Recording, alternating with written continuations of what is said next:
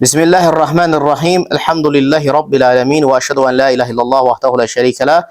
Ve eşhedü enne Muhammeden abduhu ve rasulü ve ba'd. Değerli Müslümanlar, okuyacağımız kitabın mevzusu tevhiddir. Ve tevhid Allah'ın kulları üzerine vacib ettiği en birinci vaciblerden biridir, esasıdır. Ve çünkü insan ve cinlerin yaradılış gayesidir tevhid.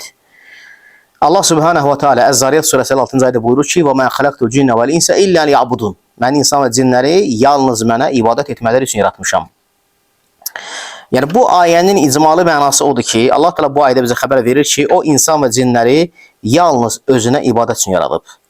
Və eləcə də həmçinin Allah Teala bu ayədə bizə insan və cinlərin yaradılışının əsas hikmətini bizə bəyan edir. Bu ayədən hansı faydaları götürürük?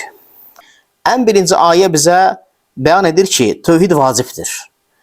Allah Subhanahu ve Teala'nın ibadette tekleştirmek vacibdir. Çünkü insan ve cin buna göre yaratılıb. Ve həmçinin bu ayədə Allah Subhanahu ve Teala insan ve cinin yaradılışının hikmətini beyan edir bizə. Eləcə də Allah Subhanahu ve Teala bu ayədə bizə beyan edir ki, o xalikdir ve ibadete layıqdır. Ondan qeyriləri isə məxluqdur. Heç biri ibadete layıq deyirlər. İstər büt olsun, istər seyid olsun, ocaq olsun, pir olsun ve ne olursa olsun, Allah'tan qeyriləri ibadete layıq deyirlər.